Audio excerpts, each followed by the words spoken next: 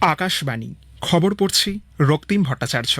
এখনকার বিশেষ বিশেষ খবর হল, রাষ্ট্রপতি দ্রৌপদী মুর্মু বলেছেন, শিক্ষিত যুবকদের কেবলমাত্র নিজেদের উন্নতির জন্য কাজ করা উচিত নয়, বরং সমাজের পিছিয়ে পড়া অংশের মানুষের অবস্থার উন্নয়নে এবং জাতি গঠনেও অবদান রাখা উচিত। ভারত ২৬টিরও বেশি দেশের সঙ্গে অভিবাসন সংক্রান্ত ২৮টি অংশীদারিত্ব চুক্তি স্বাক্ষর করেছে বলে জানিয়েছেন বিদেশমন্ত্রী doctor S Jaishankar.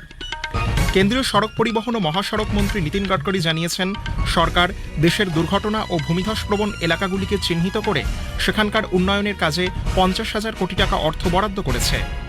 General Dhiraj Seth আজ দেশের ৩১তম সেনাপ্রধান হিসেবে দায়িত্ব গ্রহণ করেছেন। ভারত জাপান বার্ষিক শীর্ষ সম্মেলনে যোগ দিতে জাপানের প্রধানমন্ত্রী সানাই তাকাইচি আগামীকাল ৩ দিনের সফরে নতুন দিল্লিতে আসছেন। ভারত রোয়িং বিশ্বকাপে প্রথমবার সোনা জিতে ইতিহাস সৃষ্টি করেছে। আসছি বিস্তারিত খবরে। বিশাখাপত্তনমে অন্ধ্রপ্রদেশের কেন্দ্রীয় উপজাতি বিশ্ববিদ্যালয়ের প্রথম সমাবর্তন অনুষ্ঠানে রাষ্ট্রপতি দ্রৌপদী মুর্মু শিক্ষার্থীদের প্রতি আহ্বান জানিয়ে বলেন, তারা যেন শিক্ষাকে একটি সমতাভিত্তিক ও অন্তর্ভুক্তিমূলক সমাজ গঠনের মাধ্যম হিসেবে ব্যবহার করে।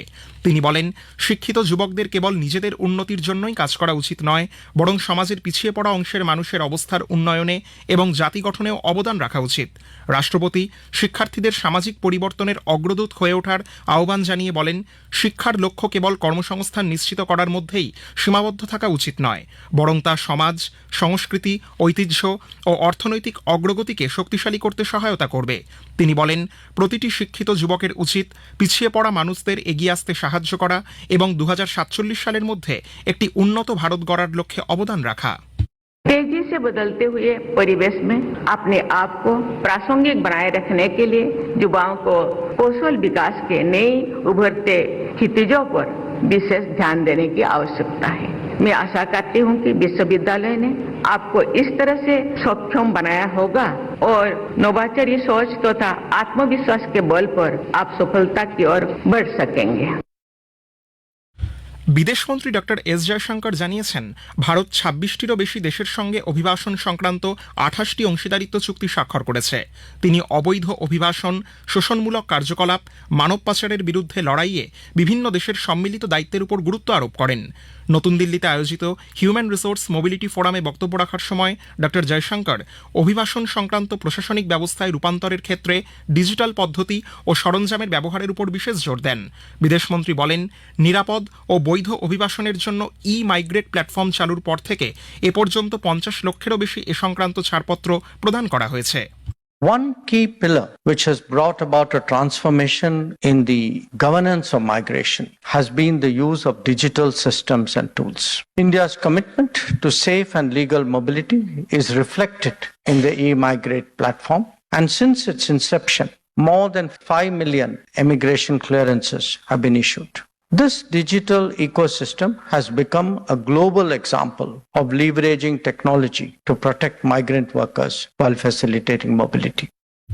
কেন্দ্রীয় সরকার পশ্চিম এশিয়ার সাম্প্রতিক পরিস্থিতির কথা বিবেচনা করে আগামী ১৫ জুলাই পর্যন্ত কয়েকটি গুরুত্বপূর্ণ পেট্রোকেমিক্যাল পণ্যের উপর বহিঃশুল্ক সম্পূর্ণ মকুব করার কথা ঘোষণা করেছে।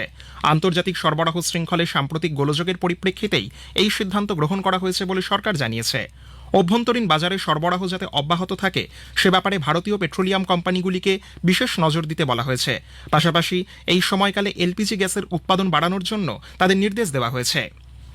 প্রতিরক্ষামন্ত্রী রাজনাথ সিং জোর দিয়ে বলেছেন, একটি শক্তিশালী অর্থনীতি বলিষ্ঠ প্রতিরক্ষা সক্ষমতার ভিত্তি।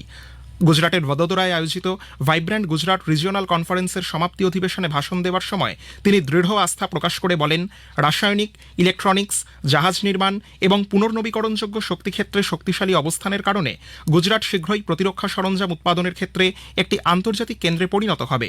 প্রতিরক্ষা সরঞ্জাম উৎপাদনে দেশের দ্রুত স্বনির্ভরতার অগ্রগতির কথাও তুলে ধরেন তিনি। 2014 में हमारा domestic defence production approximately 46,000 crore था, लेकिन आज हमारा डिफेंस प्रोडक्शन बढ़कर 1,78,000 करोड़ रुपए तक पहुंच चुका है।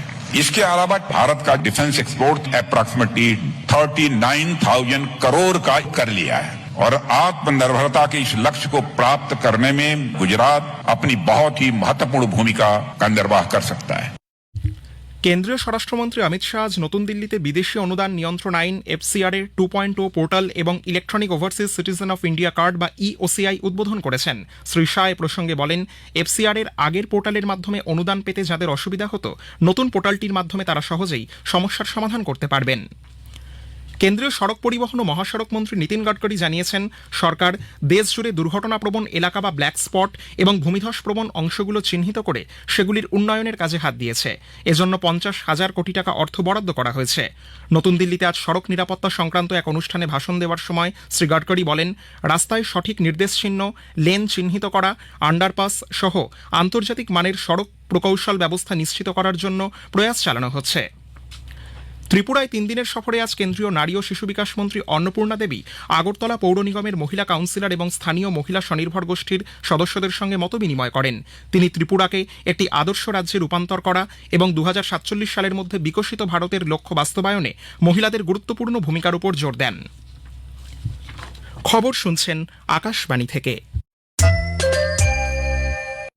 জেনারেল ধীরাজ শেঠ আজ দেশের 31তম সেনাপ্রধান হিসেবে দায়িত্ব গ্রহণ করেছেন। জেনারেল উপেন্দ্র দ্বিবেদীর স্থলাভিষিক্ত হলেন তিনি। পুনের খড়গওয়াসলায় অবস্থিত ন্যাশনাল ডিফেন্স একাডেমির প্রাক্তন ছাত্র জেনারেল শেঠ 1986 সালের ডিসেম্বরে সশস্ত্র বাহিনীতে প্রবেশ করেন। প্রায় 4 দশকের দীর্ঘ ও গৌরবময় সামরিক কর্মজীবনে তিনি রণকৌশলগত কার্যকলাপ, কৌশল নির্ধারণ সহ বিভিন্ন ক্ষেত্রে গুরুত্বপূর্ণ অবদান রেখেছেন। লেফটেন্যান্ট জেনারেল হিসেবে তিনি ভারতীয় সেনাবাহিনীর অন্যতম প্রধান স্ট্রাইক ফরমেশন বাহিনী সুদর্শন চক্র কোরের নেতৃত্ব দিয়েছিলেন। ষোড়শ ভারত জাপান বার্ষিক শীর্ষ সম্মেলনে যোগ দিতে জাপানের প্রধানমন্ত্রী সানায় তাকাইচি আগামীকাল সন্ধ্যায় 3 দিনের সফরে নতুন দিল্লিতে পৌঁছবেন। বিদেশ মন্ত্রক জানিয়েছে, সম্মেলনে দ্বিপাক্ষিক সহযোগিতার সামগ্রিক ক্ষেত্র পর্যালোচনা ও জোরদার করার বিষয়ের পাশাপাশি পারস্পরিক স্বার্থ সংশ্লিষ্ট আঞ্চলিক ও আন্তর্জাতিক বিষয়ে মতবিনিময় করা হবে। সফরের দ্বিতীয় দিনে রাষ্ট্রপতি ভবনে প্রধানমন্ত্রী তাকাইচিকে আনুষ্ঠানিক সংবর্ধনা জানানো হবে। এরপর তাকাইচি প্রধানমন্ত্রী নরেন্দ্র মোদীর সঙ্গে আলোচনায় বসবেন।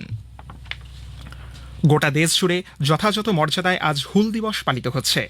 আদিবাসী বিদ্রোহের নেতা ও তাদের স্মরণীয় বীরত্বকে আজ নানা অনুষ্ঠানের মাধ্যমে শ্রদ্ধা জানানো হয়। হুল দিবস উপলক্ষে প্রধানমন্ত্রী নরেন্দ্র মোদী সিধো কানহু, চাঁদ ভৈরব, ফুলো ঝানো এবং সেই সব সাহসী আদিবাসী যোদ্ধাদের প্রতি শ্রদ্ধা নিবেদন করেছেন যারা বিদেশি শাসনের অবিচারের বিরুদ্ধে রুখে দাঁড়িয়েছিলেন। ভারতীয় উপকূলরক্ষী বাহিনীর জাহাজ সচেত ম্যাঙ্গালুরু উপকূলের অদূরে সামুদ্রিক উদ্ধার অভিযান চালিয়ে ভারতীয় মাছ ধরার নৌকা IFB মঞ্জুমাথা থেকে 6 জন মৎস্যজীবীকে উদ্ধার করেছে। সমাজ মাধ্যমে এক বার্তায় বাহিনী জানিয়েছে, গতকাল উত্তাল সমুদ্রে নৌকাটির কাঠামো ক্ষতিগ্রস্ত হয়ে ভেতরে জল ঢুকতে শুরু করলে রিমোট অপারেটেড লাইফ বয় ব্যবহার করে ওই মৎস্যজীবীদের উদ্ধার করা হয়। তাদের প্রয়োজনীয় সহায়তা প্রদান ও স্থানীয় কর্তৃপক্ষের কাছে হস্তান্তরের জন্য নিউ ম্যাঙ্গালুরুতে নিয়ে আসা হচ্ছে। Bharat financial action task force FATF-কে সন্ত্রাসবাদে অর্থ সাহায্য এবং অর্থ পাচারের বিরুদ্ধে আন্তর্জাতিক ক্ষেত্রে একটি অপরিহার্য স্তম্ভ হিসেবে অভিহিত করেছে। উল্লেখ্য, সংস্থাটি এর আগে পাকিস্তানকে গ্রে লিস্টে অন্তর্ভুক্তির পর FATF-এর সমালোচনায় সরব হয় পাকিস্তান। সেই প্রেক্ষিতেই ভারতের এই বিবৃতি। রাষ্ট্রসংঘে আফগানিস্তানের স্থায়ী মিশন পাকতিকা ও কুনার প্রদেশে পাকিস্তানের বিমান হামলার তীব্র সমালোচনা করেছে। আফগান ভূখণ্ডে সব ধরনের সামরিক হামলা অবিলম্বে বন্ধ করতে বলা হয়েছে পাকিস্তানকে। উল্লেখ্য, গত 28 জুন রাতে আফগানিস্তানে পাকিস্তানি বিমান হামলায় 36 জন সাধারণ নাগরিক নিহত হন, 163 জন আহত হন। আফগান মিশন জানিয়েছে, এই হামলা আফগানিস্তানের আঞ্চলিক অখণ্ডতার গুরুতর লঙ্ঘন এবং তা আন্তর্জাতিক আইনের পরিপন্থী।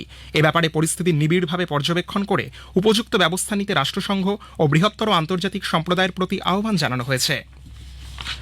লেবাননে বর্তমান সংকট পরিস্থিতিতে ক্ষতিগ্রস্তদের জন্য সংযুক্ত আরব আমিরশাহী একটি মানবিক ত্রাণ সহায়তা প্যাকেজ ঘোষণা করেছে। এর মধ্যে রয়েছে খাদ্য, বস্ত্র, ওষুধ সহ অন্যান্য জরুরি ত্রাণ সামগ্রী। ভারত রোয়িং বিশ্বকাপে সোনা জিতে ইতিহাস সৃষ্টি করেছে। রোয়িংয়ে আন্তর্জাতিক মঞ্চে এটাই দেশের প্রথম সোনা জয়।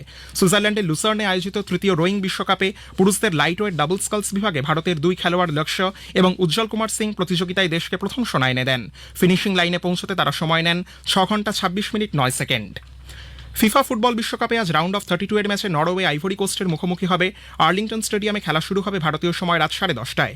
অন্য ম্যাচে ফ্রান্স খেলবে সুইডেনের বিরুদ্ধে। ইস্ট রাদারফোর্ড স্টেডিয়ামে খেলা শুরু হবে রাত 2:30টায়। শেষ করার আগে খবরের বিশেষ কিছু অংশ আরও একবার। রাষ্ট্রপতি দ্রৌপদী মুর্মু বলেছেন, শিক্ষিত যুবকদের কেবলমাত্র নিজেদের উন্নতির জন্য কাজ করা উচিত নয়, বরং সমাজের পিছিয়ে পড়া অংশের মানুষের অবস্থার উন্নয়নে এবং জাতি গঠনে অবদান রাখা উচিত। ভারত 26টিরও বেশি দেশের সঙ্গে অভিবাসন সংক্রান্ত 28টি অংশীদারিত্ব চুক্তি স্বাক্ষর করেছে বলে জানিয়েছেন বিদেশমন্ত্রী ডক্টর এস জয়শঙ্কর। খবর শেষ হলো, এরপর স্থানীয় সংবাদ 7:50 মিনিটে।